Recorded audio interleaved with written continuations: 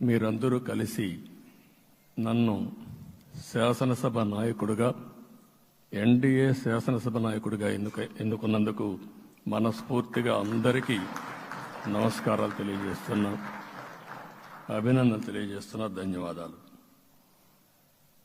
ఇప్పుడే మిత్రులు మాట్లాడారు. నేను కూడా చాలా ఎన్నికలు చూశాను. ఈసారి రాష్ట్ర చరిత్రలో ఎప్పుడూ ఇవ్వనటువంటి తీర్పు ఇచ్చారు. ఈ తీర్పు మళ్ళీ నిలబెట్టుకునే బాధ్యత మనందరిపైన ఉంటుంది. అయితే రాష్ట్రంలో ఉండే 5 కోట్ల ప్రజలందరికీ శిరస్సు వంచి పాదాభివందనం చేస్తున్నా. ఈ రాష్ట్రాన్ని కాపాడుకోవడానికి మీరు చూపించిన చొరవ కోసం అందరం కూడా ఒకటి క్యాంపెయిన్ చేశాం. ప్రజలు గెలవాలి, రాష్ట్రం నిలబడాలి.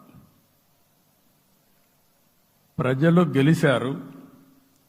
రాష్ట్రాన్ని నిలబెట్టే బాధ్యత ఇక్కడుండే శాసనసభ్యులపైన మనందరిపైన ఉంది. ఈ విషయం మనం గుర్తుపెట్టుకోవాల్సిన అవసరం ఉంది.